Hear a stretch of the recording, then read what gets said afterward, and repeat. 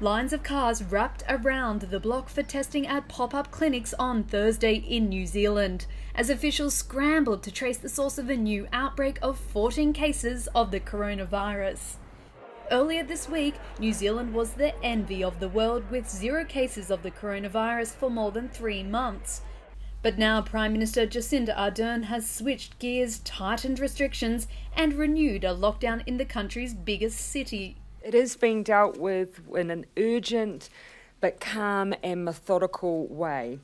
As we all learnt from our first experience with COVID, once you identify a cluster, it grows before it slows. We should expect that to be the case here.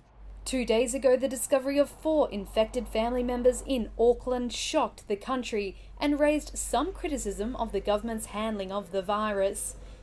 Then on Thursday, 13 new cases were identified that linked back to the infected family through work or broader family connections. The 14th case was an overseas arrival in quarantine that also tested positive. Ardern said it was a good sign that all the new 13 cases were linked back to the infected family and were being transferred to quarantine too.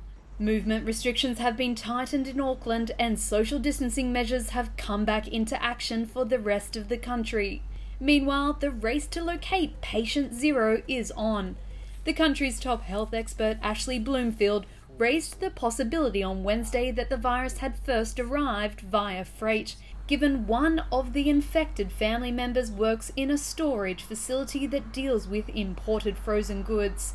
But he later said it was more likely spread through people rather than objects which are likely to carry infections. The most likely explanation is person-to-person transmission or more fleeting fomite transmission in an infected surface somewhere. But other experts suggested it was more likely the virus had been quietly spreading in Auckland for weeks.